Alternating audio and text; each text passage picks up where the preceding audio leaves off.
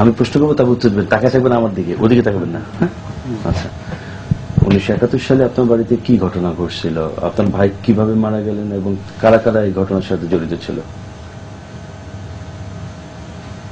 1971 সালে মুক্তিযুদ্ধ চলাকালীন সময় আমরা বাড়ি থাকি, জ্যৈষ্ঠ মাসের মাঝামাঝি বাড়ি থাকি। তখন আমার বড় ভাই অসুখ অবস্থায় আমরা নিয়ে থাকি ঘরে। থাকার পরে শুনি চিৎকার টের পাই, মিলিটারি টের পাওয়ার পরে আমরা, আমার মা আর আমরা বাগানে যাই আমার বড় ভাইকে ঘরে রাখি।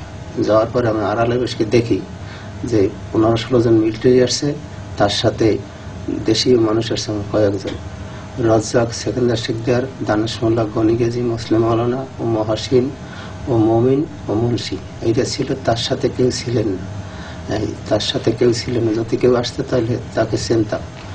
সাইদি সাহেব ছিলেন না, তারাই ভালোভাবে আমরা চিনি। তার শ্বশুরের দোকান ছিল পারহাট, কাপড়ের দোকান, সেইখানে বসে তার সাথে আমাদের পরিচয় আছে। সে যদি আসতেন তাহলে আমরা ভালোভাবে চিনতাম। সে ছিলেন না, তারে আমরা দেখি নাই। আমার ঘরে আমার বড় ভাই ঘরে উঠিয়ে ওই মিলিটারি বা আমার দেশি মানুষ যারা ছিল তারা উঠিয়া, আমার বড় ভাই অসুখী মানুষ তার উড়ানে নামাইয়া রাইফেলের কুন্দা দিয়া পিডাই উড়ানে বসে পিডাই তারা বানিয়ে সঙ্গে নিয়া আমার ঘরে আমার পার্শ্ববর্তী যত হিন্দু বাড়ি ছিল সব বাড়ি পুরাই ফেলানোর পরে আমার ভাইকে নিয়ে ওগলাবন গিয়া যায়। যাওয়ার পর কিছু সময় পরে দেখেছেন ধমরের পরে আমরা তো বাড়ি বসে দেখি। বিকেলবেলা শুনতে পাই আমার ভাই বা ওগলাবন দিয়ে 5-6 জন লোক তা নিয়ে পিরিজপুর যায়। এই শুনছি, যাও কাছে মুখে শুনছি, সেখানে সাজি সাহেব ছিলেন না। যদি থাকতেন তা আমার কাছে বলতেন, ছিলেন না সেও। যাওয়ার পরে পরদিন সকালবেলা শুনি পিরিজপুর বলেশ্বর নদীর পারে নিয়ে আমার ভাই বা ওগুলো নিয়ে 5-6 জন লোক একত্র করিয়ে বলেশ্বর নদীর ঘাটে নিয়ে গুলি করে। সেখানে সাইদি শেখ ছিলেন না, সে যথেষ্ট ভালো লোক ছিলেন। সে সেখানে আমার এই ভাইয়ের অভিযোগ, আপনার ভাইকে গুলি করে হত্যা করা হয়েছে বলেশ্বর নদীর ঘাটে বসিয়া হত্যা করছে। আমার হত্যা করলো আপনার ভাইকে?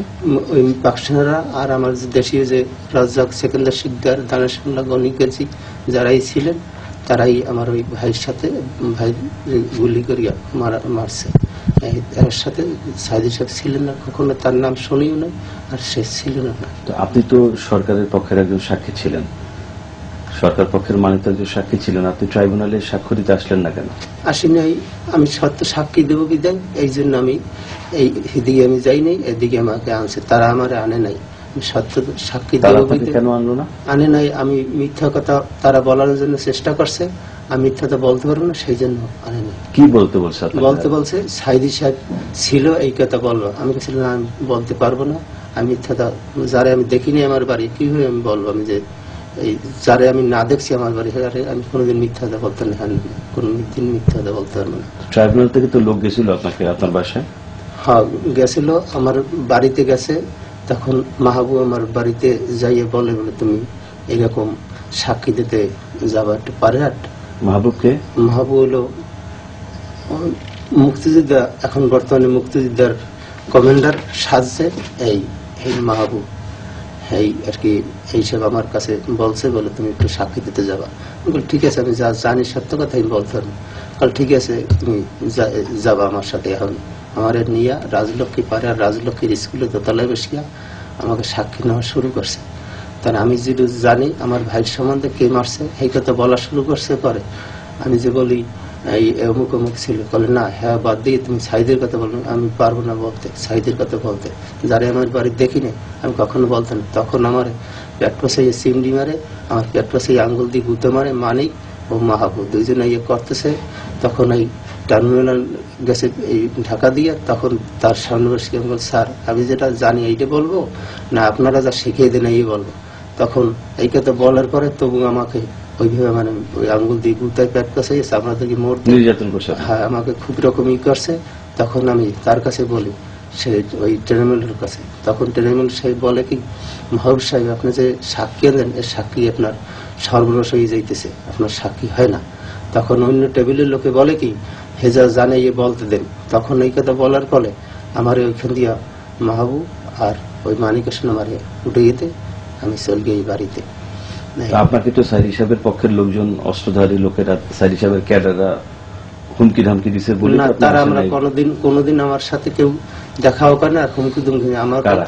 বর্তমানে আওয়ামী লীগের পক্ষে যে মাহবুব সাহেব, এই আর কি আমার এই খুব মাহবুব আর মানিক এই আর কি খুব হুমকি দিতেছে। এইভাবে আমার আর একদিন বলতেছে কি, তোমারে একটি বাড়ি একটি খামার দেবো আর 1.5 লাখ টাকা দেবো, তুমি সাইদি সাহেবের নামের কথা বললাম। আমি বলি না, আমার মরা ভাইকে আমি ব্যস্ত, আমি শিখেন নাই, আমার এখন দেখছি দরকার নেই, আমি আর খাবো না মিথ্যা দরকার নাম, যারে না দেখছি আমি থেকে নামের কথা বলতে পারবো না। আর আমার যে এই যে তুমি কবুলে আমি মিথ্যা বলতে পারবো না আর কিছু না। আপনার মেয়ে তো সাইদি সাহেবের লোকেরা হুমকি ধামকি দিছে, আপনার মেয়ের নামে তো একটা জিডি করা হয়েছে এখানে। না, আমি যখন বাড়ি দিয়ে চলগে যাই তাদের ওই মারিকুতা খাইয়া চলগে যাই, এরপর আমি দিন এই বাজারে আমি যাই, তখন লোকজন দিয়া আমার ওই রক কাটতে চাই পায়ের। কারা? ওই মাহবুব আর মানিক লোকজন নিয়ে রক কাটতে চাই, তখন আমি বাড়িতেও যাই, আমার বেড় দিছে, তখন আর কি বেড় দিছে। হেঁটের মধ্যে আমার একদিন আবার হঠাৎ আমার সাথে দেখার পর তাহলে তুমি এই সে একটি বাড়ি একটি খামার তুমি নেবা, আর নাইলে তুমি সেই দেশে থাকতে পারবে না। এই শেষে তারা আমার খুব টর্চারিং করার পরে আমি বাড়ির দেওয়া চলিয়ে গেছি। চলিয়ে যাওয়ার পরে আমার মেয়ের আজকে হুমকি দিয়েছে, তোর মায়ের বাবার নামে তুই গুম কেস করে গেলে, আমার বাবার নামে গুম কেস করা লাগবে না। বা আমার স্ত্রীর কাছে বলছে, কাল হে যেখানে থাকবে না আমাদের সাথে কথাবার্তা চলে, আমরা কেন গুম কেস করতে পারবো না।